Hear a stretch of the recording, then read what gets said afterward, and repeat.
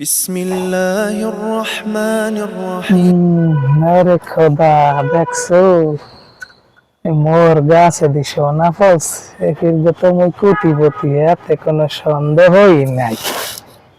এফির মই লাল।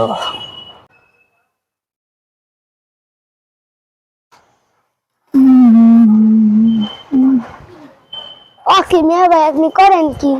মই কি করি হইয়া, মই তো দেখছো মোর গাছে এবার সোনা ফলছে, মই তো এবার লাল লাল। এমনি এরকম লেবু, আপনি করলেন নাকি এটা সোনা? আপনার মাথা ঠিক আছে? আরে মেয়া, তুমি তো খবরই জানো না, বাজারে যাও। লেবুর লোক আবার বাজারে যাওয়া লাগবে কেন? আরে খোদা, তুমি তো খবরই জানো না, মোর সিন্ডিকেট মামুরা 20 চেয়ারে লেবু এখন 150 টাকা বানাই গেলাইছে। এখন তো মনে করো এই যে এই যে আমি কোটিপতি, মনে করো সারা বছরে যা ব্যবসা করি না এই করবো এই রমজান মাসে। মানুষ তো বলো, মনে করো যে দাম সামা এই দামে কিডনে খাইবে রমজানে, বোঝো না বিষয়টা? সারা দেশে শয়তান, সারা মাসে শয়তানি জানা হচ্ছে এই রমজান মাসে।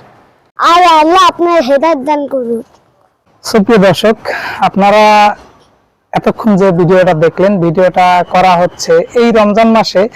আপনারা দেখেছেন আমাদের বাংলাদেশে প্রতিটা নিত্য প্রয়োজনীয় পণ্যর দাম বেড়ে যায়, কিন্তু বিশ্বের অন্যান্য দেশে রমজান মাস আসলে প্রতি নিত্য পণ্যর দাম কম থাকে, যাতে সাধারণ মানুষ ক্রয় করে খেতে পারে। কিন্তু আমাদের বাংলাদেশের কিছু অসাধু ব্যবসায়ী, কিছু সিন্ডিকেট, যারা রমজান মাসটাকে কেন্দ্র করে পুঁজি করে নিত্যপণ্যের দাম বাড়িয়ে সাধারণ মানুষের ভোগান্তির সৃষ্টি করছে। আসুন আমরা সবাই মিলে এটার প্রতিবাদ করি, আমরা ধিক্কার জানাই এই সিন্ডিকেটের বিরুদ্ধে, এই অসাধু ব্যবসায়ীদের বিরুদ্ধে।